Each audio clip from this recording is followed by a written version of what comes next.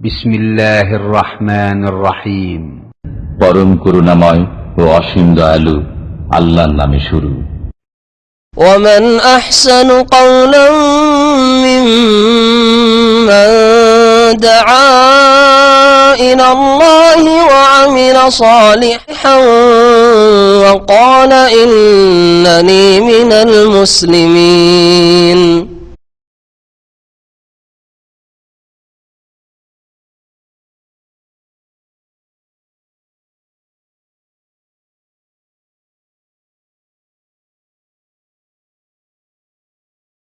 السلام عليكم ورحمة الله وبركاته. إن الحمد لله نحمده ونستعينه ونستغفره ونعوذ بالله من شرور أنفسنا ومن سيئات أعمالنا من يهده الله فلا مضل له ومن يضلله فلا هادي له وأشهد أن لا إله إلا الله وحده لا شريك له وأشهد أن محمدا عبده ورسوله صلى الله تعالى عليه وعلى آله وصحبه وسلم تسليما كثيرا. يا أيها الذين آمنوا اتقوا الله حق تقاته ولا تموتن إلا وأنتم مسلمون. يا أيها الناس اتقوا ربكم الذي خلقكم من نفس واحدة وخلق منها زوجها وبث منهما رجالا كثيرا ونساء واتقوا الله الذي تساءلون به والأرحم إن الله كان عليكم رقيبا. يا أيها الذين آمنوا اتقوا الله وقولوا قولا سديدا يصلح لكم أعمالكم ويغفر لكم ذنوبكم ومن يطع الله ورسوله فقد فاز فوزا عظيما. أما بعد فإن خير الحديث كتاب الله وخير الهدي هدي محمد صلى الله عليه وسلم وشر الأمور محدثاتها وكل محدثة بدعة وكل بدعة ضلالة وكل ضلالة في النار. أعوذ بالله من الشيطان الرجيم. ولكل أمة جعلنا منسكا ليذكروا اسم الله على ما رزقهم من بهيمة الأنعام. সম্মানিত ভাতৃমণ্ডলী আর পর্দার আড়ালের মা এবং বোনেরা, আল্লাহ পাক রব্বুল আলামিনের যাবতীয় প্রশংসা যে আল্লাহ পাক ওয়াহদাহু লা শারীক, যার কোনো অংশীদার নেই, যার তৌহিদ, যার একত্ব আল্লাহ পাকের প্রত্যেকটি ইবাদতে ফুটে উঠেছে, স্পষ্ট হয়ে উঠেছে। যে কোনো ইবাদত বন্দেগী যা শরীয়তে নির্ধারিত রয়েছে প্রত্যেকটিতে আল্লাহ পাকের তৌহিদ, আল্লাহ পাকের একত্ব স্পষ্টভাবে ফুটে উঠেছে। আল্লাহ পাকের তৌহিদ প্রতিষ্ঠা করা হচ্ছে সমস্ত ইবাদত বন্দেগীর লক্ষ্য উদ্দেশ্য। সালাত এবং সালাম নাযিল হবে নবী মুহাম্মদ রাসূলুল্লাহ সাল্লাল্লাহু আলাইহি সাল্লামের উপর, যিনি তৌহিদ দিয়ে তার দাওয়াত শুরু করেছেন এবং তৌহিদের সাথে দাওয়াত সমাপ্ত করেছেন। মক্কায় যখন নবী করিম সাল্লাল্লাহু আলাইহি ওয়াসাল্লাম প্রথম দিন ইসলামের দাওয়াত দেন, তখন মানুষকে বলতেন, ইয়া আইয়ুহান নাস, হে মানব সকল, কুলু লা ইলাহা ইল্লাল্লাহ, বলো আল্লাহ ছাড়া কেউ সত্য মাবুদ নেই। লা ইলাহা ইল্লাল্লাহ, আল্লাহ ছাড়া কেউ মাবুদ ইবাদতের হকদার নেই। তুফলিহু, তাহলে তোমাদের সার্বিক কল্যাণ হবে। আর নবী করিম সাল্লাল্লাহু আলাইহি ওয়াসাল্লামের ইন্তেকালের পূর্ব মুহূর্তে বারবার করে 5 দিন পূর্বে, 3 দিন পূর্বে, ইন্তেকালের মাত্র কিছুক্ষণ পূর্বে বারবার করে বলছেন রাসূলুল্লাহ সাল্লাল্লাহু আলাইহি ওয়াসাল্লাম, লানাতুল্লাহি আলাল ইয়াহুদি ওয়ান নাসারা ইত্তাখাযু কুবুর আমবিয়াহিম মাসাজিদা। আল্লাহ পাক রব্বুল আলামিনের লানত, অভিসম্পাত, আল্লাহ পাক রব্বুল আলামিনের রহমত থেকে বঞ্চিত করার ঘোষণা করেছেন ইহুদি এবং খ্রিস্টানদেরকে।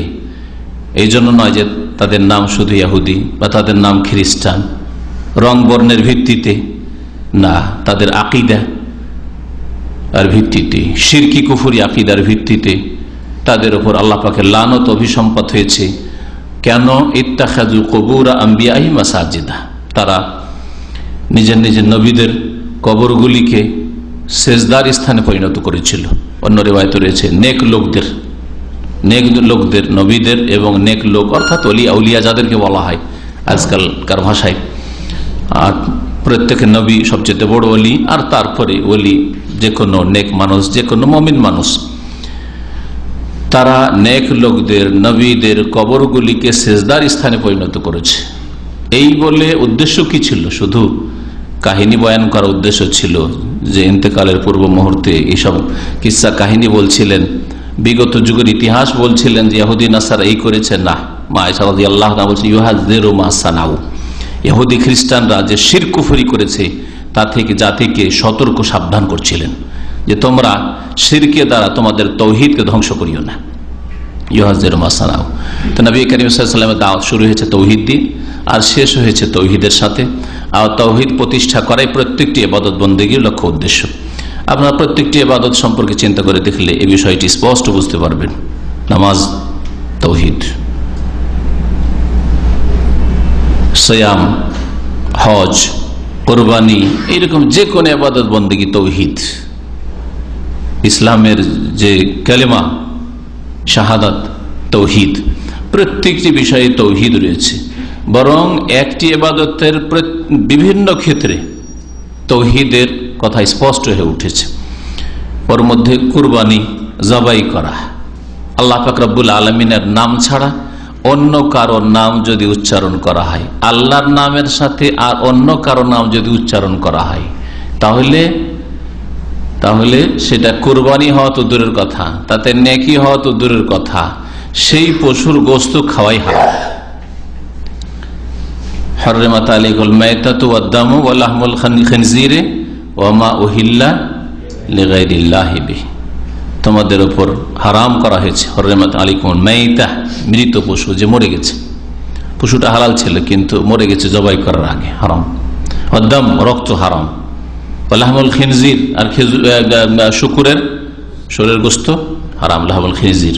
ওয়া মা উহিল্লা লিগাইরিল্লাহি বিহি, আর আল্লাহ ছাড়া অন্যের নাম যেসব পশু জবাই করার সময় উচ্চারণ করা হয়েছে, বা যেসব পশুকে আল্লাহ ছাড়া অন্যের নাম উৎসর্গ করা হয়েছে, ছেড়ে দেওয়া হয়েছে, এই ষাঁড়টি অমুক দেবদেবীর নামে, এই খাসিটি গৌসুল আজমের নামে, আটরসি বাবার নামে, এই খাসিটি, এই মোরগটি অমুক বাবা পীর সাহেবের নামে, ওমা উহিল্লা লিগাইরিল্লাহি বিহি, হয় ছেড়ে দেওয়া হয়েছে আগে থেকে আল্লাহ ছাড়া অন্যের নামে, আর না হলে জবাই করার সময় আল্লাহ ছাড়া অন্যের নাম যদি উচ্চারণ করা হয়। যদি কেউ বলে বিসমিল্লাহ, আল্লাহর নাম নিয়ে শুরু করছি, আল্লাহু আকবার, আর অমুক পীরের নামে, রসুলের নাম, আল্লাহ রসুলের নামে বিসমিল্লাহ ওয়া রাসূলি, শিরক কুফরি করলাম, শিরক করলাম। কোরবানিও হইল না, নেকিও হইল না, বরং ওই ব্যক্তি ঈমান হারাইল, মুশরিক হইল, আর সেই জবিহাটি, জবাইকৃত পশুটি হারাম হয়ে গেল কার মতো? শুকুরের গোশতের মতো, রক্তের মতো, মৃত পশুর মতো। তাহলে তৌহিদ কত গুরুত্বপূর্ণ বিষয় চিন্তা করুন আপনি। বিসমিল্লাহ বলেছেন, আল্লাহর নাম নিয়ে জবাই করেছেন, সেই জন্য পশুটি হালাল হইল। বিসমিল্লাহ না বলে আর অন্য কারোর নাম নিলে পশুটি হারাম হয়ে যাচ্ছে আপনার জন্য। বিসমিল্লাহ বললেন, ওর সাথে আরো কারোর নাম করলেন, তা শরিক করলেন। আল্লাহর নাম তো বলেছেন, তারপর আল্লাহর সাথে আর কাউকে শরিক করলেন, আরো কারোর নাম নিলেন, বা আল্লাহর নাম নিয়ে জবাই করলেন, কিন্তু অলরেডি আগে থেকে পশুটি আর কারোর নামে ছাড়া আছে, তাহলে সেই পশুটি হারাম, খাওয়াই হারাম সেই পশুটি। তো এই তৌহিদ কুরবানিতেও ফুটে উঠেছে। আজকের আলোচ্য বিষয় হচ্ছে কুরবানি সম্পর্কে কিছু কথা। কুরবানির সবগুলি মাসাইল আলোচনা করা সম্ভব নয়, আর কুরবানি সম্পর্কে আমাদের অনেক পুরাতন আলোচনা আছে। তো আজকে বেশ কয়েকটি দিক নিয়ে আলোচনা করব। আমাদের সময় অল্প, কারণ আমাদের আলোচনার পরে আমাদের যেসব পুরাতন ছাত্র, তাদের কিছু জরুরি কাজ আছে আমাদের দাওয়াতি উদ্দেশ্যে, সুতরাং তারা আলোচনার পরে এখানে বসবে না, এটাও জানিয়ে দিচ্ছি। এবং আমরা সংক্ষেপে আজকে কুরবানি সম্পর্কে আলোচনা করছি। সূরা হজের আয়াত নম্বর 34-এ মহান আল্লাহ ইরশাদ করছেন, ওয়ালিকুল্লি উম্মাতিন জাআলনা মানসাকা, আর প্রত্যেক জাতির জন্য আমি কুরবানির নিয়ম নীতি নির্ধারণ করেছি। প্রত্যেক উম্মতের জন্য আল্লাহ পাক রব্বুল আলামিন মানসাক, মানসাক কুরবানির অর্থে ব্যবহৃত হচ্ছে। নসক কুরবানিকে বলা হয়। আর নসকের আরেকটা অর্থ হচ্ছে হজের যতগুলি কাজকর্ম, হজের কার্যাবলীকে নসক বলা হয়।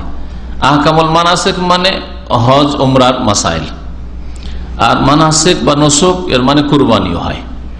ইন্না সলাতি ওয়া নুসুকি, নিশ্চয় আমার সলাত আর আমার নসক মানে আমার কুরবানি। এখানে তো কখনো কখনো কুরবানির অর্থে নসক শব্দটি ব্যবহার হয়েছে, আর কখনো কখনো একটু ব্যাপক অর্থে কোরবানির সাথে হজ উমরা ওগুলোও সামিল, বরং ইবাদত বন্দেগীর অর্থেও সামিল। ইন্না সলাতি ওয়া নুসুকি, নিশ্চয় আমার নামাজ এবং অন্যান্য ইবাদত বন্দেগী, এটাও হইতে পারে, যেমন অনেকে বলেছেন। ওয়া মাহি, এমনকি আমার সারা জীবন, ওয়া মামাতি, আমার মরণ, মওতের পূর্বে মওতের পরে সমস্ত জীবন কার জন্য? লিল্লাহ, আল্লাহ পাকের জন্য, যিনি বিশ্বজাহানের প্রতিপালক। তো আল্লাহ পাক বলছেন প্রত্যেক উম্মতের জন্য আমি কুরবানির নীতিমালা নির্ধারণ করেছি, নিয়ম কানুন আল্লাহ পাক নির্ধারণ করেছেন। তার প্রত্যেক জাতি, যেই জাতিগুলির জন্য আল্লাহ পাক রব্বুল আলমিনের আসমানি পেগাম এসেছে আম্বিয়া রসুলগণের মাধ্যমে, তাদের জন্য কুরবানির বিধিবিধানও ছিল। প্রত্যেক উম্মত, প্রত্যেক যুগে কোরবানি ছিল, নিয়ম পদ্ধতি এতে পার্থক্য হতে পারে, কিন্তু কোরবানি আল্লাহ পাক রব্বুল আলামিন নৈকট্য লাভের জন্য পশু জবাই করা, পশু জবাই করলেন আল্লাহ পাকের নৈকট্য লাভের জন্য, তারপর তাতে কিছু খেলেন, গরিব মিসকিন খাওয়াইলেন, এই ধরনের নিয়ম নীতি ছিল প্রত্যেক জাতিতে। আল্লাহ পাক বলছেন কেন? লিয়াজকুরু ইসমাল্লাহ, যাতে করে তারা আল্লাহ পাক রব্বুল আলামিনের নাম স্মরণ করে, আলামা রাযাকাহুম, ওই সব পশুর ওপর যা তাদেরকে আমি দান করেছি, রিজিক হিসাবে দিয়েছি, উপজীবিকা দিয়েছি, মিন বাহিমাতিল আনআম, চতুষ্পদ জন্তু হতে। তাহলে চতুষ্পদ জন্তু যা তাদেরকে আমি দিয়েছি, তা সেগুলি জবাই করার সময় যাতে করে কার নাম উচ্চারণ করে? ইসমাল্লাহ, আল্লাহর নাম উচ্চারণ করে। তাহলে কেউ যদি আল্লাহ সাহেবের নাম উচ্চারণ করে, যেমন খাসি মোরগের ভিড় বরদাস্ত করা যায় না, ওরসে নিয়ে যাওয়া হয়, এগুলি আল্লাহর জন্য নিয়ে যাওয়া হয়, আল্লাহর স্মরণের জন্য নয়, বরং বাবাকে স্মরণ করে। আরে বাবাকে সবসময় স্মরণ করতে পারছি না, ওরসের দিন তো কমপক্ষে স্মরণ করি, তাই নিয়ে যাওয়া হচ্ছে খাসি মোরগ। বড় শিরক, বড় কুফরি। নবী করিম সাল্লাল্লাহু আলাইহি ওয়াসাল্লামের হাদিস সহিহ মুসলিমে রয়েছে, আলী রাদিয়াল্লাহু তাআলা বর্ণনা করেছে 4 প্রকারের মানুষের উপর আল্লাহ পাকের লানত রয়েছে।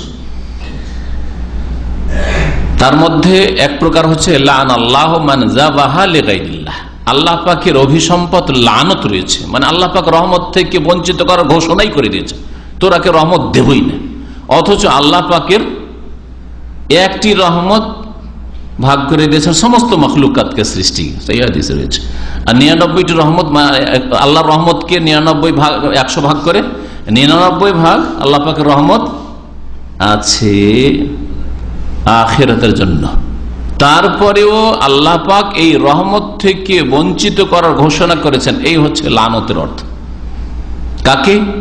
মান যাবাহা লিগাইরিল্লাহ, যার আল্লাহ ছাড়া অন্যের সন্তুষ্টির জন্য, অন্যের নৈকট্যের জন্য, অন্যের নামে জবাই করে, উৎসর্গ করে বা পশু ছাড়ে। তাহলে কত বড় আল্লাহ পাকের পক্ষ থেকে বা রাসূলুল্লাহ সাল্লাল্লাহু আলাইহি ওয়াসাল্লামের পক্ষ থেকে এই ধমক রয়েছে যে যদি এরকম কাজ করেন তো আল্লাহর রহমত থেকে বঞ্চিত করার অলরেডি ঘোষণা করে রেখেছেন। লিয়াজকুরু ইসমাল্লাহ, আল্লাহ পাকের নাম স্মরণ করাই হচ্ছে উদ্দেশ্য কুরবানি করার, এটা হচ্ছে প্রথম উদ্দেশ্য। আর তারপরে কুরবানিতে আরো অনেক উপকারিতা রয়েছে, ফায়দা রয়েছে, যার মধ্যে গরিব মিসকিনদের খোঁজ খবর নেওয়া, তারা বছরে এই কুরবানির কয়েকটা দিনতে একটু ভালো খাক, তারাও সচ্ছল ব্যক্তিদের সাথে এই গোশত খাওয়ায় শরীক হোক, অন্যদের সাহায্য সহযোগিতা করা হোক ইত্যাদি বহু উপকারিতা রয়েছে। যেমন হজ সম্পর্কে, উমরা সম্পর্কে আল্লাহ লিয়াশহাদু মানাফিআ লাহুম, যাতে করে হাজিরা হজে এসে তাদের বহু উপকারিতার কাজে উপস্থিত হয়। তো আল্লাহ পাক রব্বুল আলামিনের নাম উচ্চারণ করার কথা আল্লাহ বলেছেন এখানে, আর বলেছেন যে সেই পশুগুলি হবে গৃহপালিত পশু, চতুষ্পদ পর্যন্ত বাহিমাতুল আনাম, গৃহপালিত পশু। তাহলে কুরবানির পশু হচ্ছে গৃহপালিত, যেমন উট, বড় থেকে শুরু করেন উট, আর তারপরে গরু, তারপরে ছাগল। ছাগলের মধ্যে যতগুলি মানে ভাগ হইতে পারে, ছাগল সেটা বকরি ছাগল হইতে পারে, আবার সেটা মেষ ভেড়া ভেড়িও হইতে পারে, আবার সেটা দুম্বাও হইতে পারে। এগুলি সবগুলিকে আরবি ভাষায় গানাম বলা হয়। গানাম শব্দটা ব্যাপক, ওর একটা হচ্ছে সাত, আর একটা হচ্ছে দান, আর একটা হচ্ছে কাবুস, আলাদা আলাদা নাম ভাগ, এখন যেমন বাংলায় বললাম।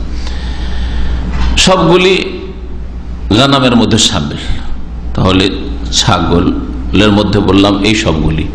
আর গরুর মধ্যে যেসব দেশে হয়তো মহিষ আছে বা গরু জবাই নিষিদ্ধ রয়েছে, ভারতের অনেক স্টেটে প্রদেশে, সেখানে ওলামারা ফতোয়া দিয়েছেন যে আল জামুস অর্থাৎ মহিষটাও নাও মিনাল বাকার, এক ধরনের গরু যেন, তাহলে সেটা গরুর অন্তর্ভুক্ত, সুতরাং মহিষের কোরবানি করতে পারবে। যদিও মহিষ নামটা হাদিসে নেই, বরং কোনো হাদিস আজ পর্যন্ত মহিষ নাম পায়নি। কারণ আরব দেশে, গরম দেশে মহিষ থাকতেই পারে না, ছিলই না আসলে। আরে এখনো হয়তো দেখতে পান না, তাই না? মহিষের জন্য পানির প্রয়োজন, যারা মহিষ পুষে তারা জানে পানির প্রয়োজন। একে পানি নাই, 50-100-200 কিলোমিটার চলে যান, পানি কত পাবেন না, তাহলে মহিষ বাঁচবে কি করে? তো এই জন্য আরব দেশে মহিষ পাওয়া যায় না, ওর নাম উল্লেখ হয়নি। সবচেয়ে উত্তম কোরবানি কি এখানে জানেনি, তারপরে আলোচনা শুরু করবো। সবচেয়ে উত্তম কোরবানি কি আপনাদের নিকটে? হ্যাঁ, গরু ছাগল,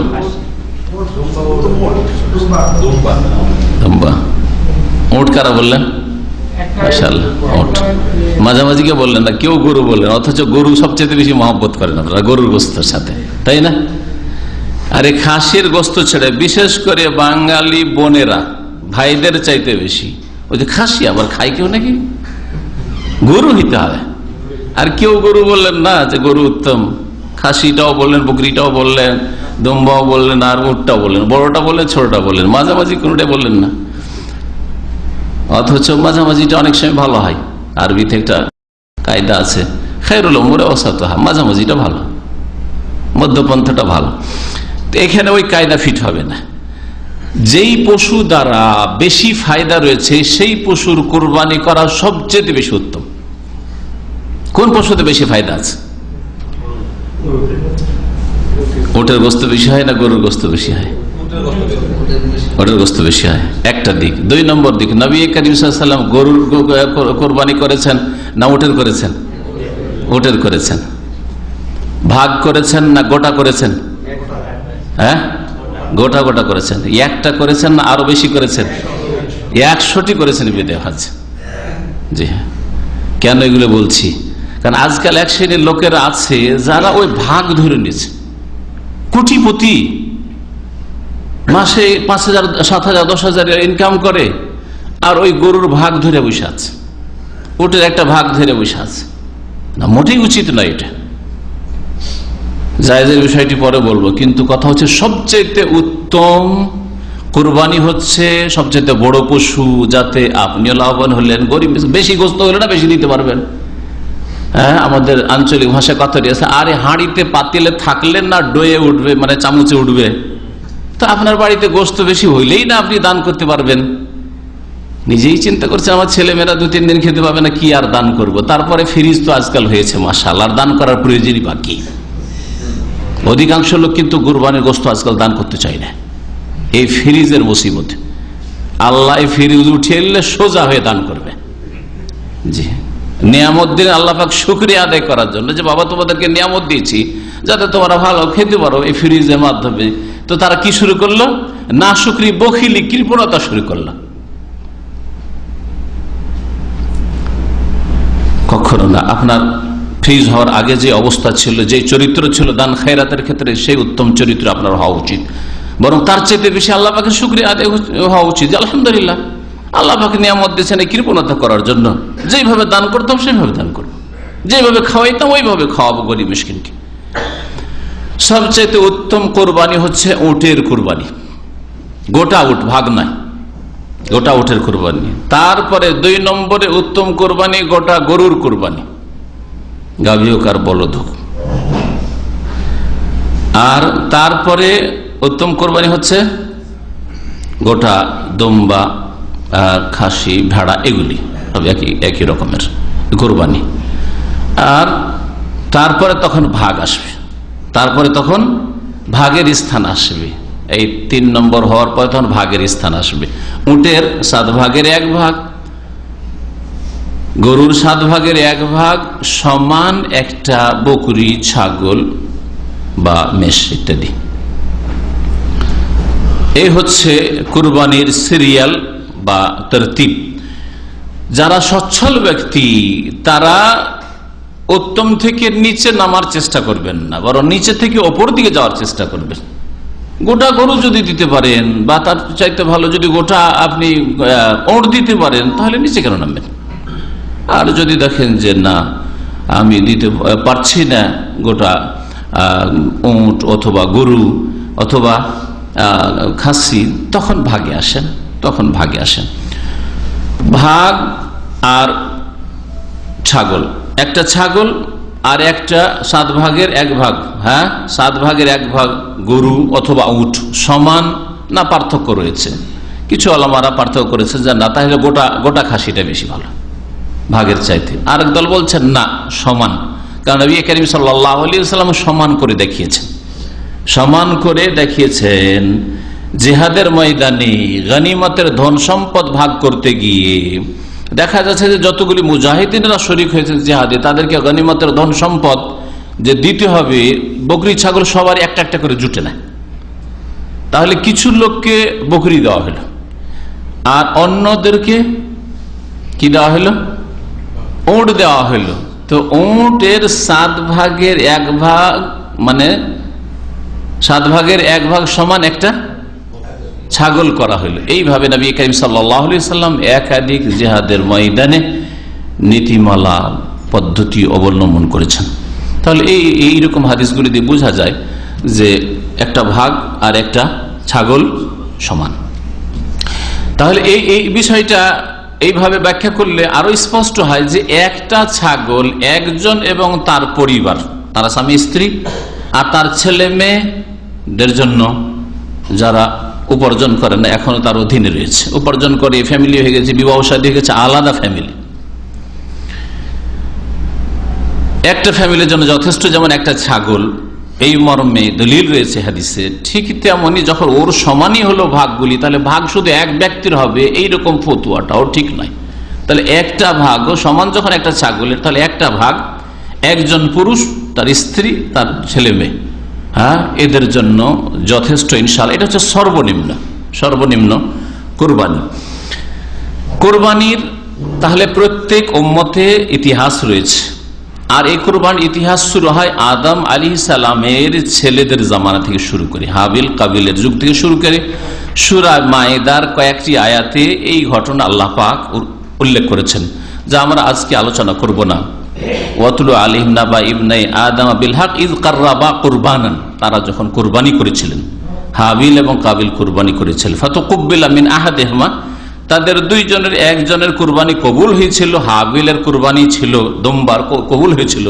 ওয়ালাম ইউতাকাব্বাল মিনাল আখার, আর কাবিলের কুরবানি, ও কুরবানি মানে আল্লাহর নৈকট্য লাভ কুরবানি মানে পশু ছিল না সেই জামানায়, আল্লাহর নৈকট্য লাভের জন্য কিছু পেশ করলেই হলো। সে পেশ করেছিল কিছু খাদ্যদ্রব্য, গম বা কিছু, এরকম কথা এসছে তাফসীর কিতাবাদিতে। আল্লাহ পাক কবুল করেননি। আল্লাহ পাক যার মধ্যে ইখলাস দেখেছেন, নিষ্ঠা দেখেছেন, আন্তরিকতা দেখেছেন, আল্লাহ পাক জানছেন মানুষের অন্তরের কথা, আল্লাহ পাক কবুল করেছেন। কালা, তখন হিংসা হয়ে গেল যে তোর কবুল হইল আমার হইল না, তোকে খুন করবো, লা আকতুলান্না। কালা ইন্নামা ইয়াতাকাব্বালুল্লাহু মিনাল মুত্তাকিন। তখন হাবিল কাবিলকে ভাইকে উত্তরে বলেছিলেন যে আল্লাহ পাক আল্লাহ ভীরুদের তরফ থেকে কবুল করেন। আল্লাহ রূপ চেহারা দেখেন না, যে তোমার চেহারা দেখে আল্লাহকে খারাপ লেগেছে, আমার চেহারা ভালো লেগেছে, আমার কবুল করে, এমন কথা নাই।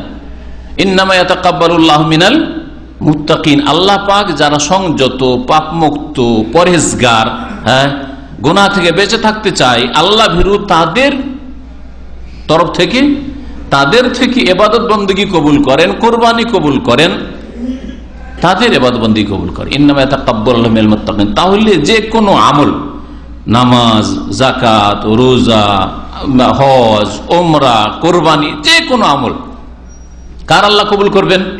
দিনের দাওয়াত, দিনের খেদমত ইত্যাদি কার কবুল করবেন? যার মধ্যে তাকওয়া রয়েছে। তাকওয়া নেই আর গাড়ি দেখা যাচ্ছে কাজ হচ্ছে, ওই কাজ আল্লাহ কবুল করবেন না। সাময়িক জনপ্রিয়তা দেখা দিলেও সে যেমন খড়কুটার ছাই বা আগুন থাকে, দাউ দাউ করে হঠাৎ করে জ্বলে উঠে আর বসে যায়, ওই রকম বসে যাবে, নিশ্চিহ্ন হয়ে যাবে। পক্ষান্তরে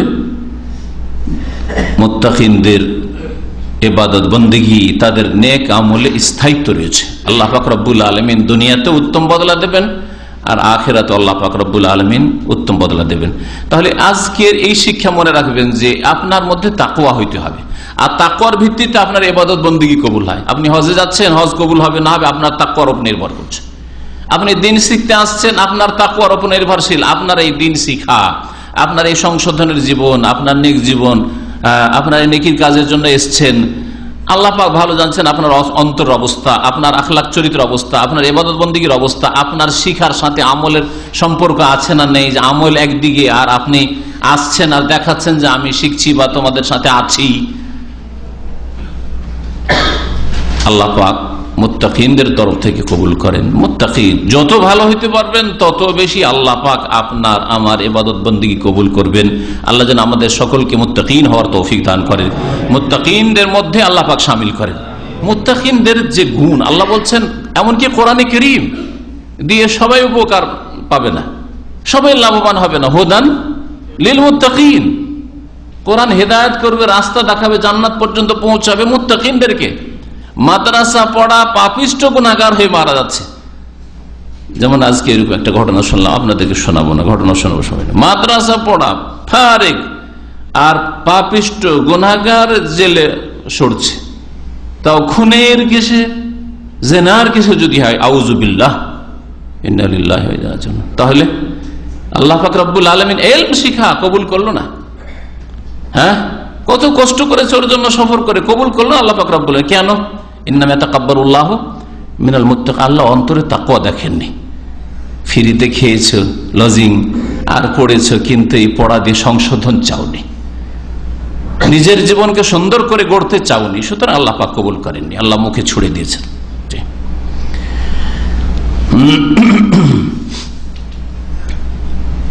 তারপরে দেখা যায় প্রত্যেক উম্মতে যে কুরবানির নীতিমালা রয়েছে, ইব্রাহিম খলিলুল্লাহ তার সুন্নাত, আর এই তার সুন্নাতকে কিয়ামত পর্যন্ত রাখা হয়েছে নবী করিম সাল্লাল্লাহু আলাইহি সাল্লামের স্বীকৃতির মাধ্যমে।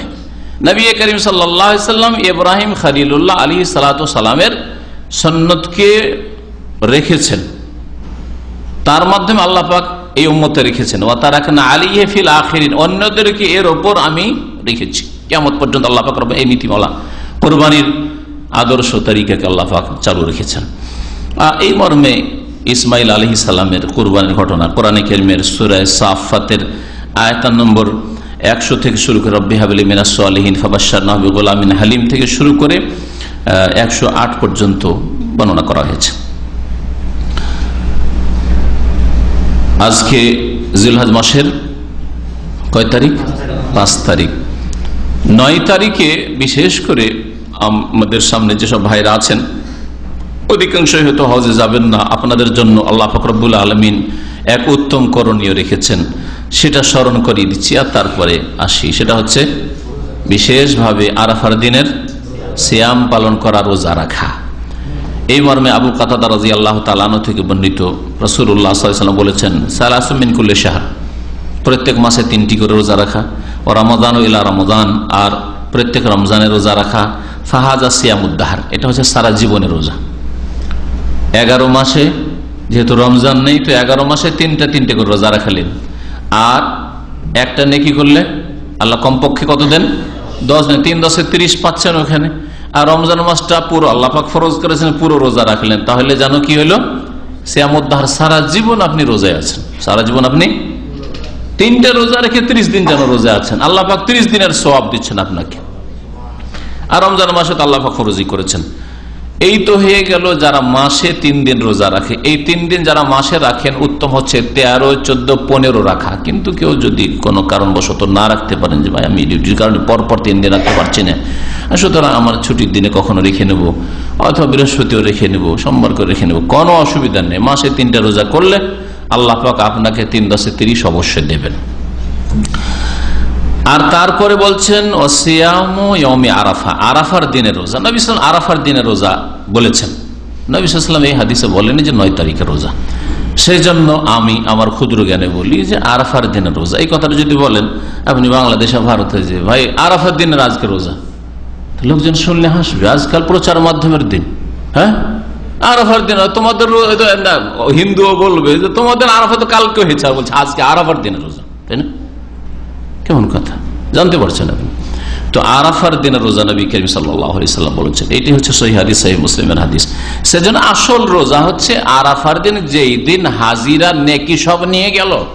আপনারা বাড়িতে বসে আছেন, আল্লাহ পাক নেকির আপনাদেরকে একটা সুযোগ দিচ্ছেন যে তোমরাও বাড়িতে বসে বসে নেকি করো, রোজা রাখো। আর রোজার অবস্থায় আমি দোয়া কবুল করি, আরাফায় যেমন তাদের দোয়া কবুল করি, তোমাদের বাড়িতে রোজার অবস্থায় দোয়া কবুল করো, রোজা রাখো।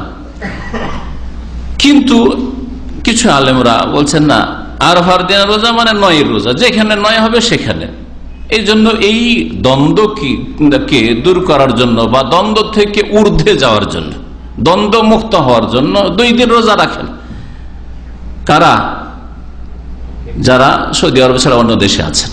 আর একদিন পরে তাদের কি হচ্ছে, 9 তারিখ হচ্ছে, তো 8 তারিখও রাখেন, 9 তারিখও রাখেন, এইভাবে রাখেন, অসুবিধা নেই। কিন্তু আরাফার দিনেই রোজা রাখলেন না, বা ওই দিন বললেন না, আরাফা থেকে হাজি এসে কোরবানি করছে, পাথর মারছে, আর তো আফে হেফাজা করছে, আর ওই দিন শুধু রোজা রাখবেন আর ফতোয়া দিবেন আর বলবেন যে আরাফার রোজা, তো মুসলিমও হাসবে আর অমুসলিমও হাসবে।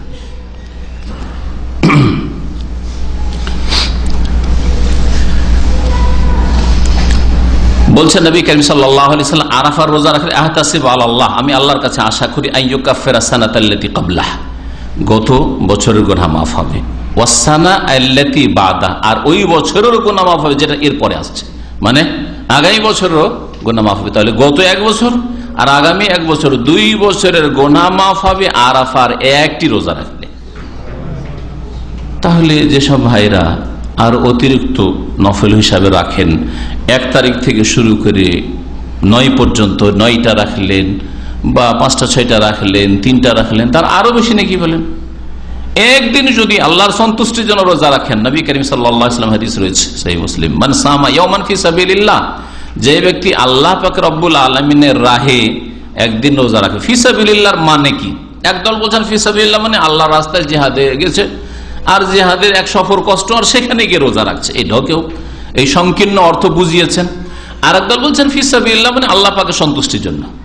ফি সাবিলিল্লাহ মানে আল্লাহ পাক রব্বুল আলামিনের সন্তুষ্টির জন্য যেই ব্যক্তি একটি রোজা রাখবে, বা'দাল্লাহু ওয়াজহাহু আনিন নার 70 খরিফান, আল্লাহ পাক তার মুখমণ্ডলকে, চেহারাকে জাহান্নাম থেকে 70 বছরের দূরে রাখবেন, মানে আল্লাহ পাক জাহান্নাম থেকে দূরে রাখবেন। এই ফজিলতগুলি মানে কি, ফরজ বাদ দিয়ে মাঝে মাঝে ফরজ ছাড়েন, আর একটা দিন এই জান্নাতের আশায়, জাহান্নাম থেকে বাঁচার আশায় রোজা রেখে নিলেন। এই ফজিলতগুলির মানে আরাফার দিনে রোজার ফজিলত মানে এই যে 2 বছর ধরে ফজর নামাজ তো পড়লেন না, আর আরাফার রোজা রাখলেন, আশা করলেন যে 2 বছরের গুনাহ মাফ, নাকি? কখনো না। যেমন মালিকের, আপনারা কফিলের আন্ডারে কাজ করেন, কোম্পানিতে কাজ করেন, ব্যক্তি কফিলের কাছে কাজ করেন, যদি আসল ডিউটি টাইমে ডিউটি না করেন, তাহলে বাইরে ওভার টাইম আর বোনাস ওইসবের আশা করা বেকুফি ছাড়া কিছু নাই, তাই না? আসল ডিউটিটা আপনি 8 ঘন্টা 10 ঘন্টা যা আছে করে দেন, আর তারপরে বোনাস ফোনাসের আশা রাখেন, তারপরে আপনি ওভার টাইম পাওয়া যায় কি যায় না দেখি, বেতন তো হচ্ছে 1000, আর ওভার টাইম দিয়ে আরো কিছু বাড়ানো যায় কি যায় না, তাই না?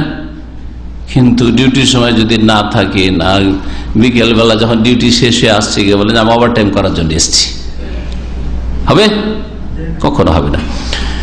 তো এই জন্য ফরজ ঠিক রেখে, ফরজ নামাজ 5 ওয়াক্ত ঠিক আছে, ফরজ রমজান মাসে রোজা ঠিক আছে, ফরজ যাকাত ঠিক আছে, ফরজ হজ ঠিক আছে, ফরজ হেজাব মহিলাদের পর্দা ঠিক আছে, ফরজ আপনার উপর যে ভরণ পোষণের দায়িত্ব রয়েছে, স্ত্রী ছেলে মেয়েদের বাপ মায়ের, বৃদ্ধ বাপ মায়ের ইত্যাদি, বা বিধবা তালাক প্রাপ্তা বোনেরা রয়েছে ইত্যাদি, যার ব্যয় বহন আপনার ফরজ রয়েছে, এই ফরজগুলি আদায় করার পরে আপনি যদি এই সুন্নত কাজগুলি করেন, অতিরিক্ত কাজগুলি করেন, নেকির কাজগুলি করেন, তাহলে গুনাহ খাতা মাফ হবে, ছোট গুনাহ মাফ হবে, আর বড় গুনাহর জন্য তওবা শর্ত রয়েছে। তাই আল্লাহ পাকের কাছে আশা করা যায় যে বড় গুনাহ যদি কারো দ্বারা হয়েও যায়, তো আল্লাহ পাকের কাছে তওবা করলে, এই নেক আমলগুলি করার পরে যদি তওবা করে, তো আল্লাহ পাক মাফ করবেন।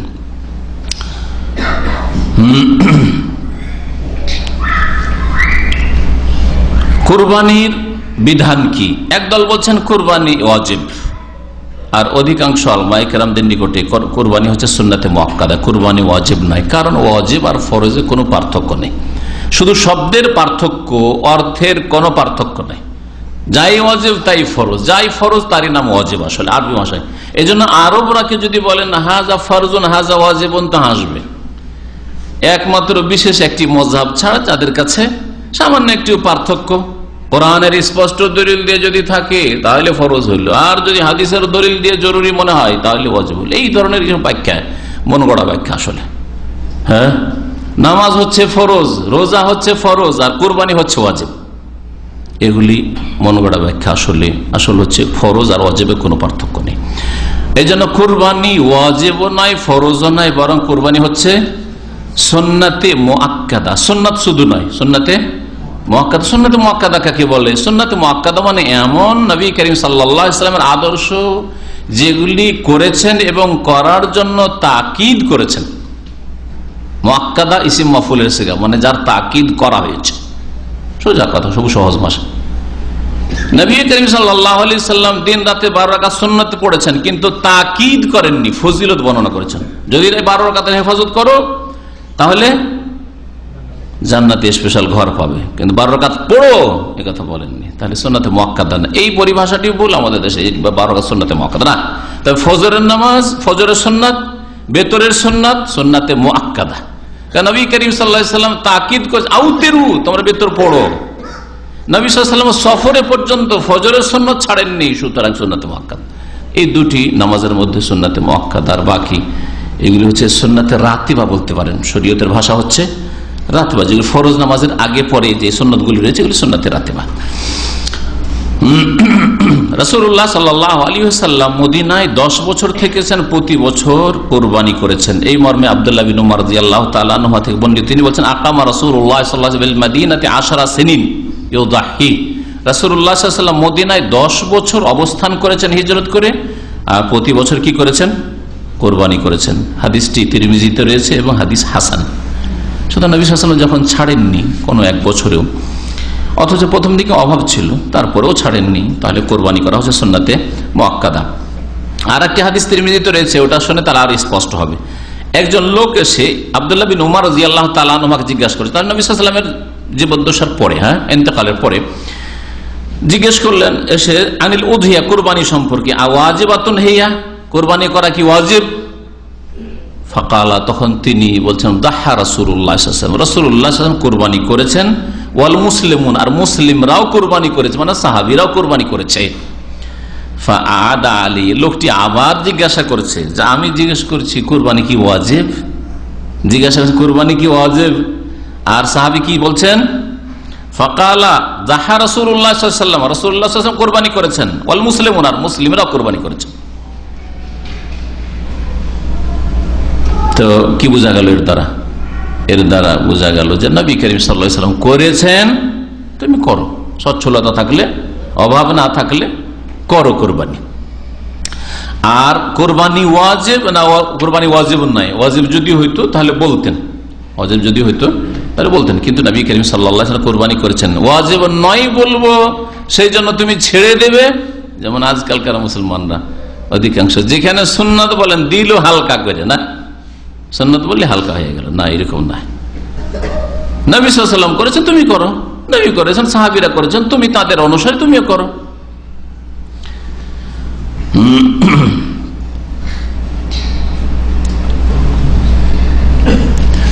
আর একটি মাসলা একটু আগে আলোচনা করলাম, ওই মর্মে একটি হাদিস শুনাই। তা হচ্ছে যে একটি ছাগল, দুম্বা বা ভেড়া ভেড়ি, বা গরুর বা উটের 7 ভাগের 1 ভাগ একজন এবং তার পরিবারের জন্য যথেষ্ট। এই মর্মে তিরমিজিতে হাদিস রয়েছে, একটি হাদিস তা শোনাই। বলছেন সাহাবী আবু আইয়ুব আনসারী রাদিয়াল্লাহু তাআলা আনহু থেকে আতা বিন ইয়াসার, প্রখ্যাত তাবিঈ, তিনি বর্ণনা করছেন যে আমি আবু আইয়ুব আনসারী রাদিয়াল্লাহু তাআলা আনহুকে জিজ্ঞেস করলাম, কাইফা কানাতিদ যাহায়া আলা আহদি রাসূলিল্লাহ সাল্লাল্লাহু আলাইহি ওয়াসাল্লাম, রাসূলুল্লাহ সাল্লাল্লাহু আলাইহি ওয়াসাল্লামের জামানায় জীবদ্দশায় কুরবানি কেমন হইতো, কুরবানি কেমন হইতো? তিনি বললেন কানার রাজুল, আবু আইয়ুব আনসারী, যার বাড়িতে নবী করিম সাল্লাল্লাহু আলাইহি ওয়াসাল্লাম অতিথি হয়েছিলেন কখন? হিজরত করে এসে আল্লাহ পাকের হুকুম সবাই ধরে টানতে শুরু করেন নবী সাল্লাল্লাহু আলাইহি সাল্লামের উষ্ট্রি। তখন তিনি বললেন যে দেখো, দাউহা ফাইন্নাহা মা'মুরা, আমার উটটাকে ছেড়ে দাও, আমার সওয়ারিকে বাহনকে ছেড়ে দাও। ফাইন্নাহা মা'মুরা, ও আল্লাহর পক্ষ থেকে আদিষ্ট, ও আল্লাহ আদেশ করে রেখেছে কোনখানে বসতে হবে না, যে বাড়িতে বসবে। আমি দেখো কারো কথা বলতে পারবো না যে কার বাড়িতে আমি থাকবো না থাকবো, সবাই তোমরা চাইছো যে আমি তোমাদের বাড়ি উঠি, তোমাদের বাড়ি উঠি। দাউহা ফাইন্নাহা মা'মুরা, ছেড়ে দাও, যেই বাড়ি থেকে বসবে ওটাই আল্লাহর পক্ষ থেকে যেন। সুবহানাল্লাহ। আবু আইয়ুব আনসারীর উঠানে গিয়ে উটটা বসে গেল। আবু আইয়ুব আনসারী রাদিয়াল্লাহু তাআলা আনহু বলছে যে কানার রাজুলু ইউদাহি বিশাতে আনহু ওয়া আন আহলি বাইতি, সাহাবীরা একজন একটা ছাগল বকরি জবাই করত নিজের পক্ষ থেকে আর নিজ পরিবারের পক্ষ থেকে, নিজের পক্ষ থেকে আর নিজ পরিবারের পক্ষ থেকে। তাহলে বোঝা গেল যে একটা বকরি শুধু বা একটা খাসি, একটা দুম্বা, একটা ভেড়া ভেড়ি একজনের জন্য নয়, যে একজনের নামে হইতে হবে, কার নামে বলেন, ভুল কথা। আনহু ওয়া আন আহলি বাইতি, তার পক্ষ থেকে ও তার পরিবার। আর পরিবার আজকাল ফ্যামিলি মানে স্বামী স্ত্রী আর ছেলে মেয়েরা। জি, যখন আপনার ছেলে পরিবার হয়ে গেছে তো সে আলাদা পরিবার। যুক্ত নেই যে পাঁচ, আমাদের দেশে যেটা একসাথে এক অন্যে খাওয়া দাওয়া, সেটা আসলে পরিবার কোথায়? পাঁচটা পরিবার, 5 ভাই বিয়ে শাদী করেছে, ছেলে মেয়ে হয়ে গেছে, 5টা পরিবার হয়ে গেছে। তো যৌথ ফ্যামিলি একসাথে খাচ্ছেন, সেটা দেশাচার কথা, এটা কোনো শরীয়তের ওয়াজিব ও সুন্নত কাজী করছেন না, বরং পর্দার গর্দা উড়িয়ে দিচ্ছেন একবারে, ভাবিকে দেখে আর ছোট ভাইয়ের বউকে দেখে আর বেহায়া বেপর্দা হয়ে আর কত রকমের যে পাপ হচ্ছে। তো আল্লাহ পাকে হেফাজত করে। তো ফায়াকুলুন ওয়া ইউতঈমুন, সাহাবায়ে কেরাম নিজেরাও খেতেন এবং অন্যদেরকে খাওয়াতেন। হাদিসটি তিরমিজিতে রয়েছে, ইমাম তিরমিজি হাদিসটি বলছেন হাসানুন সাহিহুন, সহিহ হাদিস। জাবের বিন আব্দুল্লাহ রাদিয়াল্লাহু তাআলা আনহু থেকে বর্ণিত, তিনি বলছেন শাহিদতু রাসূলুল্লাহ সাল্লাল্লাহু আলাইহি ওয়াসাল্লাম আল আযহা, নবী সাল্লাল্লাহু আলাইহি ওয়াসাল্লামের সাথে আমি কুরবানিতে উপস্থিত হইলাম, বিল মুসাল্লা ঈদগাহে। ফালাম্মা কাযা খুতবাতাহু, যখন তিনি খুতবা সম্পন্ন করলেন, নাযালা মিন মিম্বারিহি, মিম্বার থেকে নামলেন, ওয়া উতিয়া বিকাবশিন, আর তারপরে একটি দুম্বা নিয়ে আসা হলো।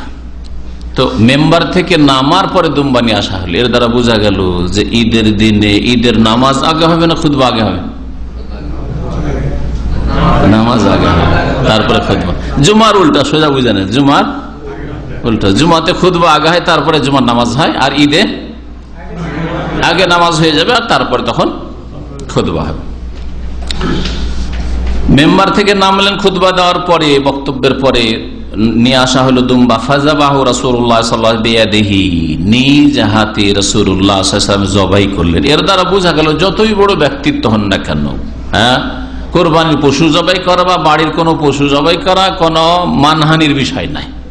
এত বড় আলেম আল্লামা হয়ে গেছি, এত বড় ব্যক্তিত্ব হয়ে গেছি, আর কোরবানির পশু জবাই করবো? যা কেউ জবাই করায়, আমার অনেক লোক আছে, অনেক ছাত্র আছে, জানতো আমার কোরবানিটা আপনি জবাই করে আসেন না। এইরকম ভাববেন না যে এটা মান পজিশনের ব্যাপার সবার হয়ে গেল, যে সব কাজ করি। অনেকে অনেক কাজকে মনে করে যে এটা কি ছোটদের কাজ, এটা আমার ব্যক্তিত্ব অনেক উপরে চলে গেছে, আর এটা আমার কাজ নয়।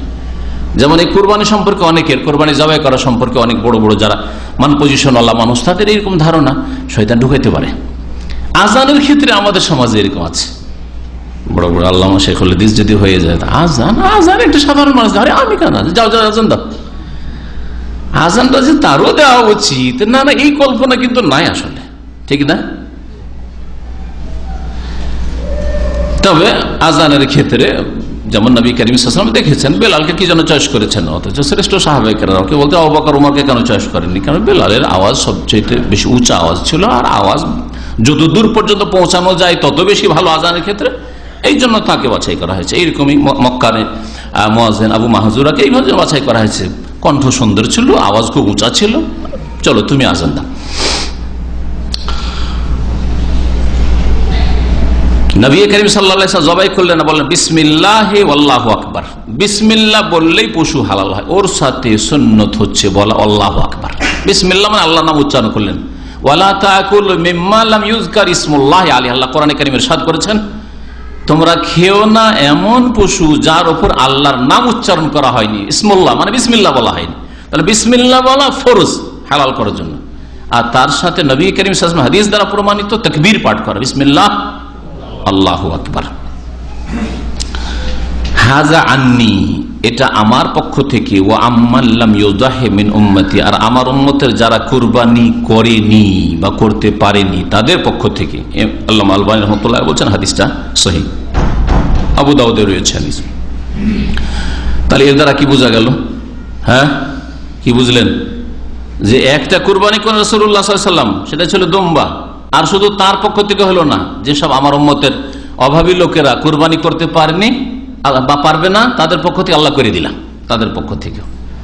তাহলে যারা মৃত ব্যক্তির পক্ষ থেকে কুরবানি করেন তাদেরকে আমি উপদেশ দিচ্ছি যে শুধু মৃত ব্যক্তির নামে কুরবানি, এইটা ভাগ আমার ওই মৃত বাবার নামে, এই ভাগটা আমার মৃত মায়ের নামে, দাদার নামে, দাদির নামে, এই রকম তরিকা না করে এর চাইতে উত্তম হচ্ছে আর সুন্নতি তরিকা হচ্ছে যে এই কুরবানি আমার পক্ষ থেকে আল্লাহ, আর আমার পরিবারের পক্ষ থেকে, আর আমার আত্মীয় স্বজন যারা মারা গেছেন তাদের পক্ষ থেকে, আব্বা আম্মার পক্ষ থেকে, দাদা দাদি মারা গেছেন তাদের পক্ষ থেকে, নানা নানির পক্ষ থেকে, কোনো দোষ নেই। সবাইকে আপনার নেকিতে শরীক করলেন। এতে হবে কি, আপনি নিজেও খান আর গরিব মিসকিনকে খাওয়ান, আত্মীয় স্বজন বন্ধু বান্ধবকেও খাওয়ান, কোনো অসুবিধা নেই। মৃতও শরিক আছে আর জীবিত একটা কোরবানিতে শরিক আছে। পক্ষান্তরে যেসব ভাইরা আর দেশি তরিকার কোরবানি হচ্ছে এইরকম, সেটা হচ্ছে মৃতের নামে আলাদা কোরবানি, মৃতের নামে কোরবানি করেন আর গোস্ত খান নিজে, এটা একেবারে যুক্তিসঙ্গত না আর দলিল সঙ্গত না। শুধু শুধু মৃতের নামে একটা গোটা কোরবানি মৃত ব্যক্তির নামে নবী করিম সাল্লাল্লাহু আলাইহি ওয়াসাল্লাম কখনো করেননি। হ্যাঁ, তাবে মানে তার পক্ষ থেকে আর অন্যদের পক্ষ থেকে এইভাবে করেছেন। কিন্তু শুধু এই ভাগটা বা এই কোরবানিটা, এই পশুটা অমুক মৃত ব্যক্তির নামে, এইরকম কোরবানি সুন্নত নয়।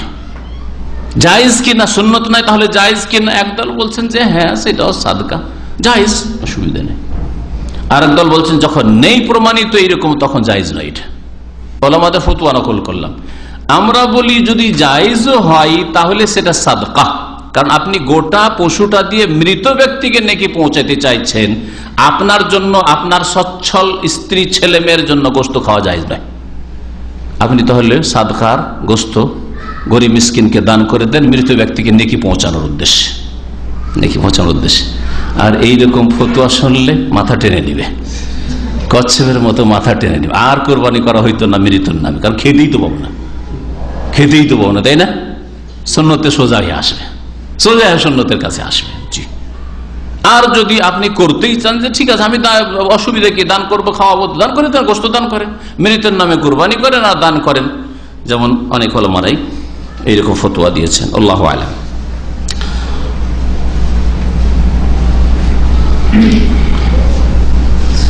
সহিহ মুসলিমের আরেকটা হাদিস রয়েছে, নবী করিম সাল্লাল্লাহু আলাইহি ওয়াসাল্লাম এক কুরবানি করলেন, জবাই করলেন আর বললেন বিসমিল্লাহ, আল্লাহর নামে শুরু করছি।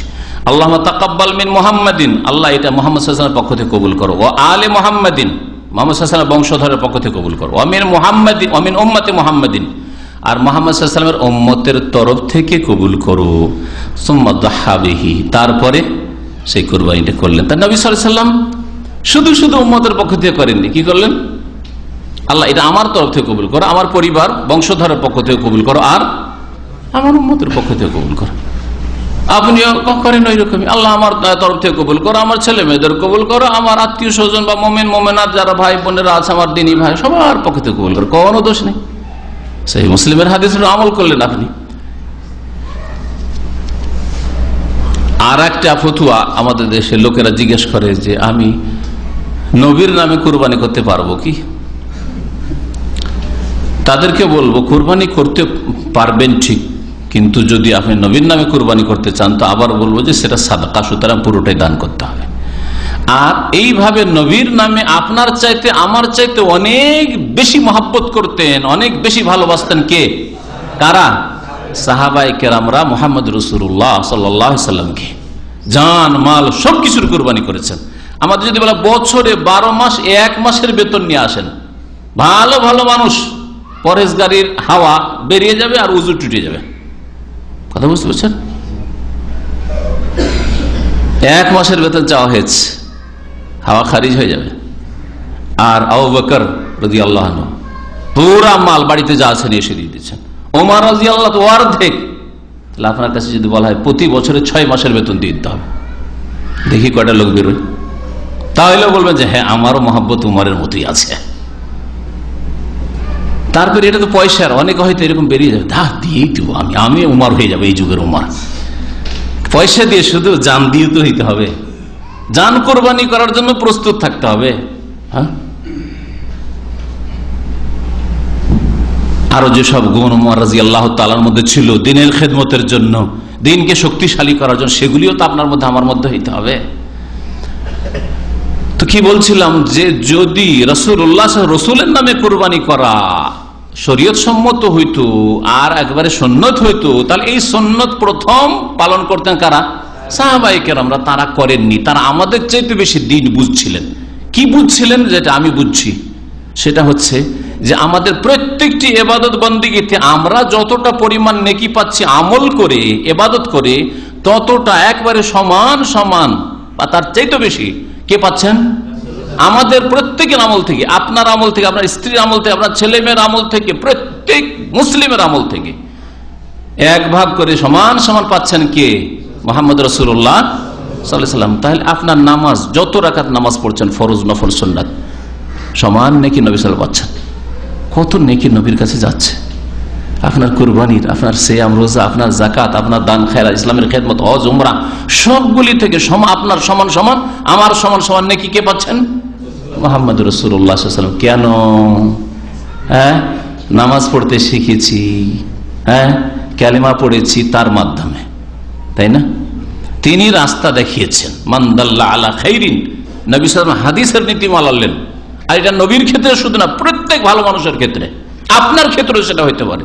মান দাল্লা আলা খাইরিন, যেই ব্যক্তি কল্যাণের রাস্তা বাতলিয়ে দেবে, বলে দেবে, দেখিয়ে দেবে, ফালাহু মিসলু আজরি ফাইলিহি, তার জন্য যেই ব্যক্তি কর্ম করলো তার সমান নেকি রয়েছে, তার সমান নেকি রয়েছে। মুহাম্মদ রাসূলুল্লাহ সাল্লাল্লাহু আলাইহি ওয়াসাল্লাম আমাদেরকে রাস্তা দেখিয়েছেন কোরবানি করার। মুহাম্মদ রাসূলুল্লাহ সাল্লাল্লাহু আলাইহি ওয়াসাল্লাম আমাদেরকে দ্বীনের দাওয়াত দেওয়ার রাস্তা দেখিয়েছেন, কোরআন হাদিসের ইলম শেখার রাস্তা দেখিয়েছেন। সুতরাং আমরা যতগুলি আমল করছি সবগুলির সমান সমান ভাগকে পাচ্ছেন সাইয়্যিদুল মুরসালিন খাতামুন নবীর মুহাম্মদ রাসূলুল্লাহ সাল্লাল্লাহু আলাইহি ওয়াসাল্লাম। সুতরাং আপনার তো এমনিতে ভাগ পাচ্ছেন, আর তারপরে আবার নবীর নামে আলাদা করে কুরবানি করা, এর কোনো যুক্তি নেই, কারণ সাহাবায়ে কেরামরা এরকম করেননি।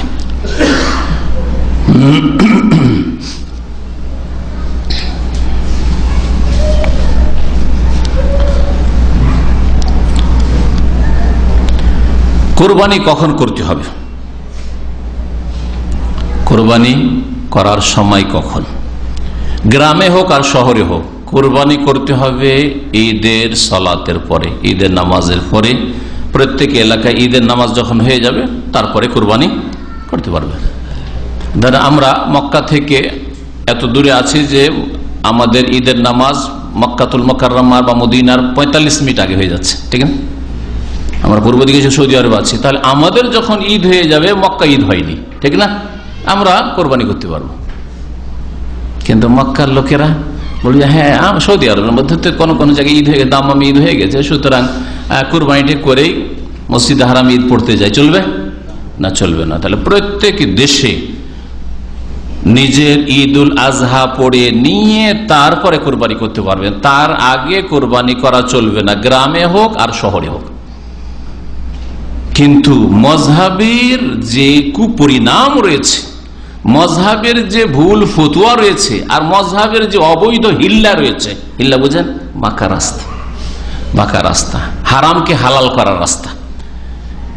3 তালাক দিয়ে বিবি হারাম হয়ে গেছে, এখন যে কোনো ভাবে স্ত্রীকে দখল করতে হবে, যেতে দেওয়া হবে না কোথাও, তখন হিল্লা বের করো, ঠিক আর বিয়ে দাও কারোর সাথে, 1 রাত 2 রাতের জন্য জেনা করো, আউযুবিল্লাহ, নোংরামি, অভিশপ্ত হালালা। আমার একটা আলোচনা এই মর্মে আছে। ওই রকমই কুরবানির ক্ষেত্রে এদের একটা হিল্লা আছে, ওদের ফিকার কিতাবে, প্রসিদ্ধ ফিকার কিতাব, তাতে আছে ওয়াহিলাতুল মিসরি। গ্রামের লোক তো পারবে, কারণ গ্রামে তো ঈদ নেই। গ্রামে ঈদ নেই, ঈদ নেই তখন আগে আর পরের তো ব্যাপার স্যাপার নেই। তাহলে ফজর হইলেই, যেমনই ফজর হইল, আল্লাহ আকবার আজান হইলে জবাই করে দিতে পারে। ফজর হয়ে গেছে মানে দিন হয়ে গেছে, জবাই করে দিতে পারে তাদের ফতুয়ায়। গ্রামের লোকেরা, শহরের লোকেরা, আরে গ্রামের লোক কোরবানি গোস্ত খাবে ফজরে ফজরে, আর শহরের লোক মুক্তা খাবে। ঢাকার লোকেরা তাকাবে যারা গ্রামের লোক খাচ্ছে, আর আমরা পাশে শহরে বাস করি সেই জন্য খেতে পাবো না। বলছে হিলাতুল মিসরি, মিসরি মানে মাদানী, যারা শহরে বাস করে।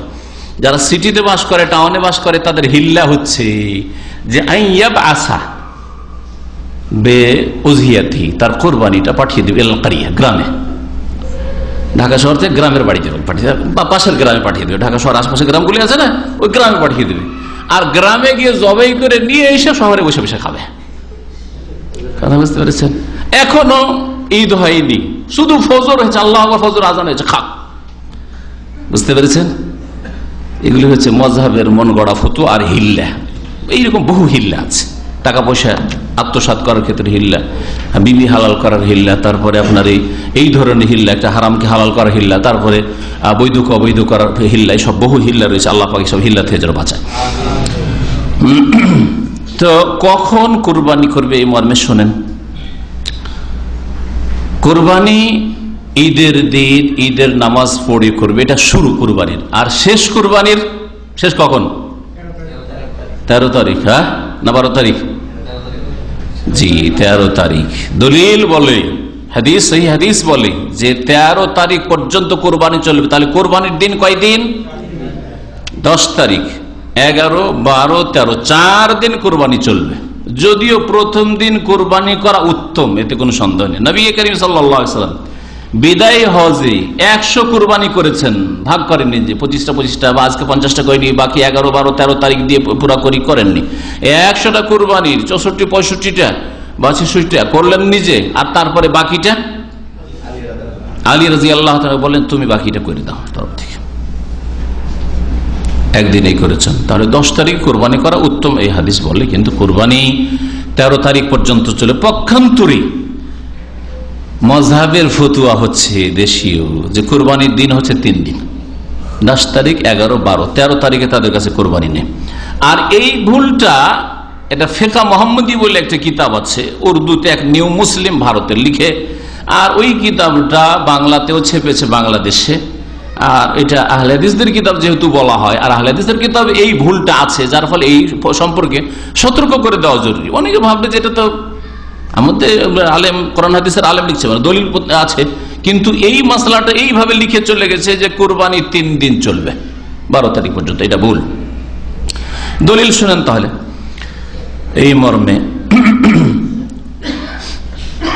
প্রথম দলিল যে কোরবানি ঈদের নামাজের আগে হবে না। বারা বিন আযিব রাদিয়াল্লাহু তাআলা বর্ণিত, যাহা খালে আবু বুরদা বলছে, আমার মামা আবু বুরদা কুরবানি করে ফেলেছিল কাবলা সালাহ, ঈদের নামাজের আগেই। ফাকালা রাসূলুল্লাহ সাল্লাল্লাহু আলাইহি ওয়াসাল্লাম, রাসূলুল্লাহ সাল্লাল্লাহু আলাইহি ওয়াসাল্লাম বলে, তিলকা শাতুল লাহমিন, এটা গোশতের বকরি, এটা গোশতের ছাগল, গোশত খাওয়া হইল, এটা কোরবানি হলো না। ফাকালা ইয়া রাসূলুল্লাহ, তখন হে আল্লাহর রাসূল, ইন্না ইনদি জাযআতাম মিনাল মাজ, তাহলে কেমন হলো? আর তো আমার কাছে এরকম কোন মানে বয়স যে 1 বছর হইতে হবে বা দাঁতা হইতে হবে এরকম তো বকরি ছাগল নেই, কিন্তু আমার কাছে একটা বকরি আছে জাজা। জাজা বকরি হচ্ছে 6 মাসের। 6 মাসের বকরি বা ভেড়া, এগুলিকে জাজা বলা হয়। মাছ বলা হয় শুধু বকরিকে, ছাগলকে। ছাগল আছে 6 মাসের। ফাকালা দাহিয়া বিহা, ঠিক আছে, তোমার কাছে যখন আর নেই, এটা কুরবানি তুমি করে নাও, ওই 6 মাসেরটাই চলবে তোমার। ওয়ালা তাসলুহু লিগাইরিকা, তবে তোমার ছাড়া আর কারো জন্য 6 মাসের ছাগলের কোরবানি চলবে না। তুমি যখন এরকম ভুল করেই দিয়েছো, আগেরটা কোরবানি হয়নি, গোশত খাওয়া হইলো, এই 6 মাসেরটা দিয়ে করো। তাহলে 6 মাসের বকরি কেউ জবাই করে তা চলবে না, কমপক্ষে 1 বছর হইতে হবে। আর সতর্কতা হচ্ছে দাঁতা হয়ে যাও, দাঁতা হইলে সন্দেহ মুক্ত হয়ে গেলে। বিশেষ করে কেনা হইলে ধোকাবাজ আজকাল মার্কেটে, আপনার ভাই আপনার খাসি কতদিনের হইলে বলিয়েন না 1 বছর বেশি হয়ে গেছে, আসলে মিথ্যু গো, দাম নেবে কোরবানির মৌসুমে, সেই জন্য বলছে 1 বছর। 1 বছর হয়নি। তাহলে দাঁত দেখে না, 2টো দাঁত হয়েছে বা দাঁত ভেঙে পড়ে গেছে, 2 দাঁত ব্যাস হয়ে গেছে, তার মানে 1 বছর হয়ে গেছে। এই জন্য মুসিন্না মানে সিন, দাঁত থেকে, এটাই সতর্কতা। যদি অনেকেই ফতোয়া দিয়েছেন যে 1 বছর হলে চলবে, কিন্তু নিজের বাড়ি হলে সেটা 1 বছর হলে হইতে পারে। রাসূলুল্লাহ সাল্লাল্লাহু আলাইহি ওয়াসাল্লাম বললেন, মান যাহা ক্বাবলা সালাতে, কেউ যদি ঈদের নামাজের আগে কুরবানি করে দেয়, ফাইন্নামা যাবাহা লিনাফসি, নিজের জন্য কুরবানি করলো। আমা যাবাহা বাদা সালাহ, আর কেউ যদি ঈদের পরে, ঈদের নামাজের পরে কুরবানি করে, ফাকাদ তাম্মা নুসুকাহু, তাহলে তার কুরবানি কমপ্লিট হলো। ওয়া আসাবা সুন্নাতাল মুসলিমিন, আর মুসলিমদের আদর্শকে, সুন্নতকে পেল। তাহলে এটা শুরুটা জানলেন, শেষটা দেখেন। জুবাই বিন মুতিম রাদিয়াল্লাহু তাআলা আনহু থেকে বর্ণিত মুসনাদে আহমদের হাদিস, তাতে রয়েছে, হাদিসটা একটু লম্বা, আমাদের দলিল ওই জায়গাটুকু বলছি। নবী সাল্লাল্লাহু আলাইহি ওয়াসাল্লাম, কুল্লু ফিজাজ মেনা মানহারুন, মেনার যে কোনো গলি কুরবানির জায়গা। তাহলে মেনার কসাইখানাতে গিয়ে জবাই করতে হবে, হাজী সাহেবদেরকে জরুরি নয়। এটা আজকাল আইনগত ব্যাপার। সব রাস্তাঘাট খারাপ করিয়েন না, ময়লা আবর্জনা করে দিয়েন না, লোকজনের চলাফেরা মুশকিল হবে, সেই জন্য যাও বিশেষ এলাকা, ওখানে অনেক দূরে আছে, ওখানে কসাইখানা কোরবানি করে আসো। না হলে মেনার যে কোনো অলিতে গলিতে যে কোনো জায়গায় কোরবানি করে দিলে কোরবানি হয়েছে। এটা হচ্ছে সবচেয়ে উত্তম কোরবানি হাজির। কিন্তু মেনা ছাড়াও কেউ যদি হাদির কোরবানি, হজের কোরবানি, তামাত্তু কিরানের কোরবানি মক্কার হারামের এলাকার ভিতরে করে দেয়, হারামের বাইরে নয়, হালাল এরিয়াতে চলবে না, যেমন মসজিদে তানিম পার হয়ে চলে গেল ওইদিকে, বা এদিকে হুদুদে হারাম, হারামের বর্ডার লিখা আছে, তারপরে বাইরে করলো। জেদ্দার বাইরে অনেকে জিজ্ঞাসা করে যে আমি হজটা করলাম আর বাসা এখানে, ফ্যামিলি জেদ্দায় বা তায়েফে, কাছেই তো আছি, তো তায়েফে বা জেদ্দাতে না হয় কোরবানি করলাম, হজের কোরবানি চলবে না, হারামের এরিয়াতে হয়। মক্কার শহর বাড়তে বাড়তে অনেক দিকে, অনেক এলাকায়, বিভিন্ন দিকে কি হয়েছে, হারাম এরিয়া পার হয়ে বাড়ি ঘর চলে গেছে, অথচ মক্কা শহর, তাই ওগুলোতে কোরবানি চলবে না, হজের কোরবানি চলবে না, তামাত্তু কিরানের। হারামের এরিয়াতে হইতে হবে কমপক্ষে। আর সবচেয়ে ভালো উত্তম হচ্ছে মেনার যে কোনো জায়গায় কোরবানি করা হাজিদের।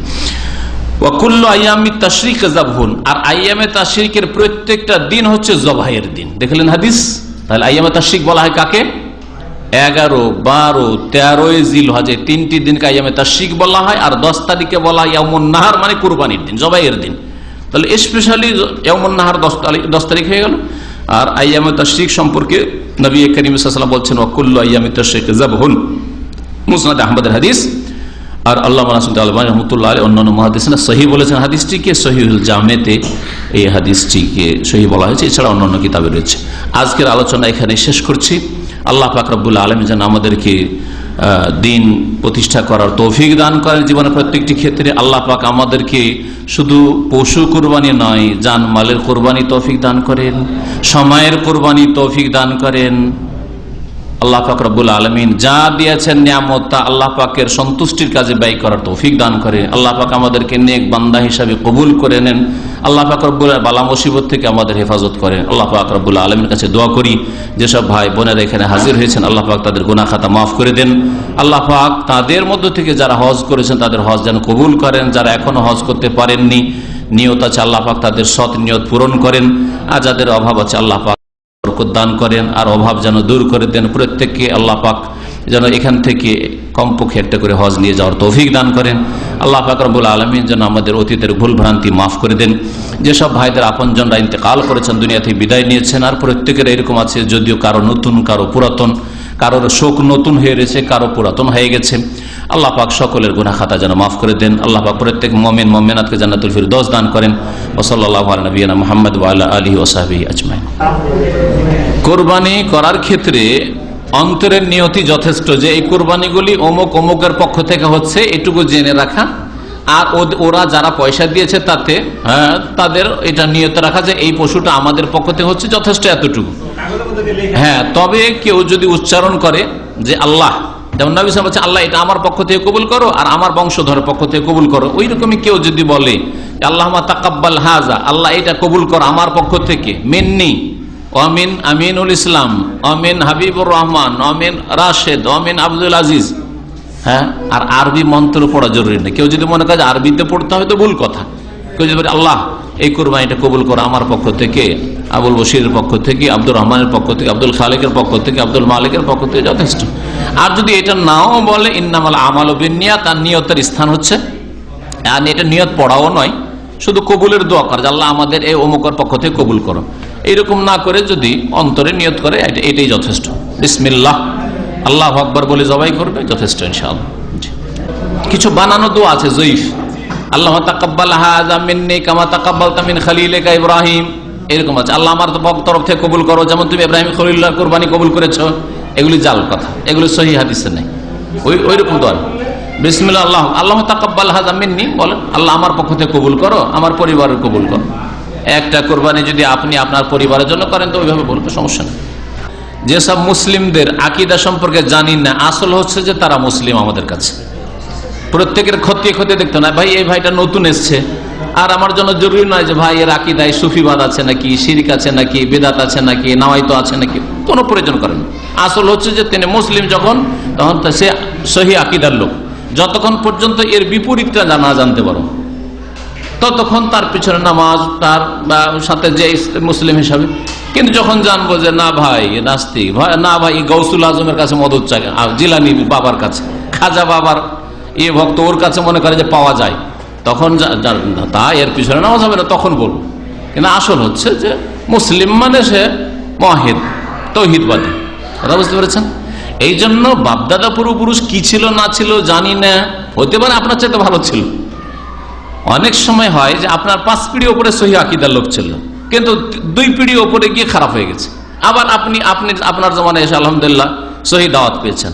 বাস্তব ভারতের অনেক ওলামায়ে কেরাম আছেন। নওয়াব সিদ্দিক হাসান খান ভূপালীর জীবনীতে লিখেছেন যে উনি হুসাইন হাসান রাদিয়াল্লাহু তাআলার বংশের, মাঝখানে কয়েকশো বছর পর্যন্ত ওর বংশ শিয়া গোমরাহ হয়ে থেকেছে, আর তারপরে আবার তিনি একবার পাক্কা সহি আকীদার আলেম। তো আল্লাহ যে কখন কাকে হেদায়েত করে দেয়, আবার কখন কাকে হেদায়েত থেকে দূরে সরিয়ে দেয়।